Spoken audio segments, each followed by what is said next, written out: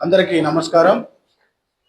ఈరోజు ఈ మీడియా ముందుకి రావడానికి కారణం, ఈ కూటమి ప్రభుత్వంలో ఆంధ్రప్రదేశ్లో శాంతి భద్రతలు ఏ విధంగా ఉన్నాయి, ఎంత క్షీణించిపోయాయి అనే దానికి అది చెప్పడానికి మీ ముందుకు రావడం జరిగింది. ఈ కూటమి ప్రభుత్వంలో శాంతి భద్రతలు ఏ విధంగా క్షీణించాయో నిన్నగాక మొన్న జరిగిన ఉదాహరణ. ఒక ఎక్స్ కార్పొరేటర్ అయ్యుండి, ఎల్లావుల అశోక్ ఎక్స్ కార్పొరేటర్ అయ్యుండి, అతని అనుచరులు అర్ధరాత్రుల టైంలో ఆ బస్టాండ్లో వాళ్ళకి ఏం పని, ఆ విధంగా తాగి డ్యూటీలో ఉన్న ఒక కానిస్టేబుల్ మీద దాడి చేయడం ఎంత హేయమైన చర్య. ఇటువంటి చర్యల్ని ప్రస్తుతం ఉన్న ఈ కూటమి ప్రభుత్వం, ఈ పోలీసు వారిని ఎంత కొంది ప్రత్యర్థి పార్టీల మీద, వాళ్ళలో ఎవరు యాక్టివ్గా ఉన్నారు వాళ్ళ మీద ప్రయోగించడానికి సరిపోతుంది. కానీ ఈ కూటమిలో ఉన్న నాయకులు, చిన్న నాయకులు కానీ కార్యకర్తలు కానీ చేసే అక్రమాలకి, అగత్యాలకి, దౌర్జన్యాలకి గమనించట్లేదు. కనీసం పోలీసు వారు న్యూట్రల్గా ఇప్పటికైనా న్యూట్రల్గా ఉండండి. ఈరోజు ఒక కానిస్టేబుల్ మీద జరగవచ్చు, రేపటి రోజు ఇంకొక ఆఫీసర్ మీద జరగవచ్చు.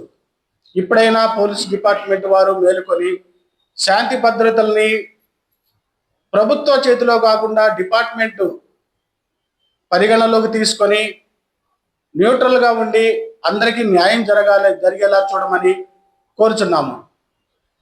అదే కేవీపీ కాలంలో ఒక ఆమె బట్టలు ఇప్పదీసి ఆ విధంగా చిత్రహింసలు చేసి పెట్టిన ఆ రోజు మీరు యాక్షన్ తీసుకొని ఉన్నట్టయితే ఈరోజు ఇటువంటి అగత్యాలకి దారి ఉండేది కాదు. దయచేసి పోలీసు వారు, మరి ముఖ్యంగా ఈ కూటమి ప్రభుత్వానికి ఎటు బుద్ధి జ్ఞానం అనేది లేదు. వాళ్ళు ఎంతకైనా తెగిస్తున్నారు. పోలీసు వారు దయచేసి న్యూట్రల్గా ఉండి కనీసం మీ పరువుని మీరు కాపాడుకోవాలని మేము వైసీపీ పార్టీ తరఫున కోరుచున్నాము.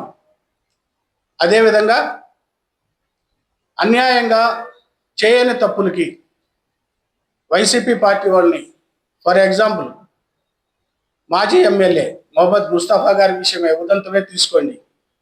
ఆయన వ్యాపారంలో రావాల్సిన డబ్బులని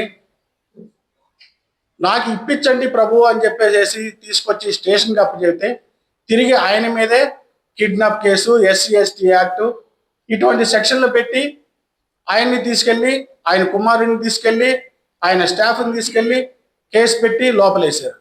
అది ఎంత అన్యాయం!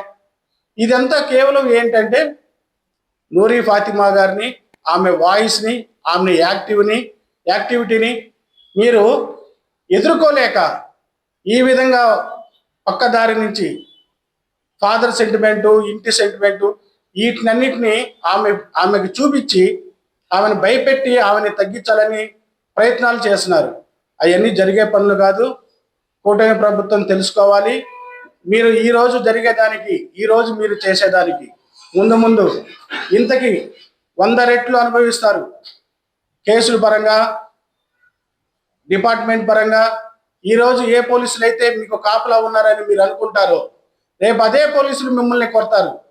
కానీ పోలీసు వారు అప్పుడు దాకా వెయిట్ చేయొద్దు. చేస్తే ఇంతకంటే ఎక్కువ ఘటనలు మీరు ఎదుర్కోవాల్సి వస్తుంది.